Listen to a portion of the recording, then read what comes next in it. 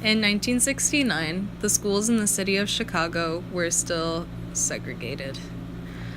Many people were unhappy about this and decided to protest. So, they marched all the way from Town Hall to the mayor's home, and they decided to hold a peaceful demonstration there in his neighborhood. So, there they are. So, they were singing and chanting, and they were trying to bring change and bring attention to what was going on over here. And around 8:30, they were like, you gotta stop. You're being too loud and obnoxious. No more. So they did stop. They were following the rules. Life was good. But then some bystanders became kind of hostile. They weren't too happy with what was going on. And they were like, you gotta get out of here. No more. They were like, nope. We're gonna stay right here and make a point. So then, the bystanders started throwing rocks and shouting obscenities at the protesters.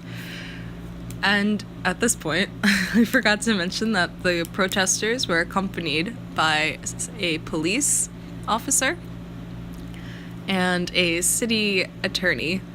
So everything was legal that they were doing, but not good.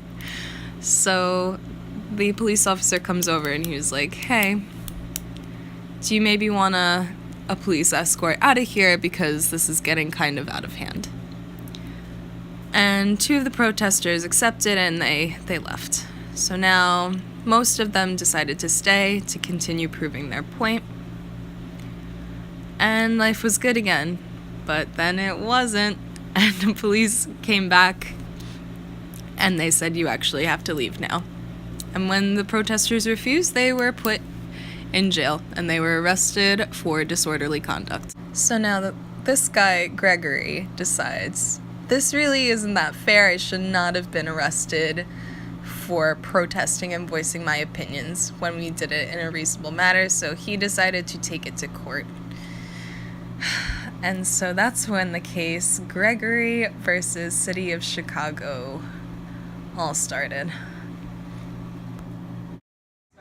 Yeah.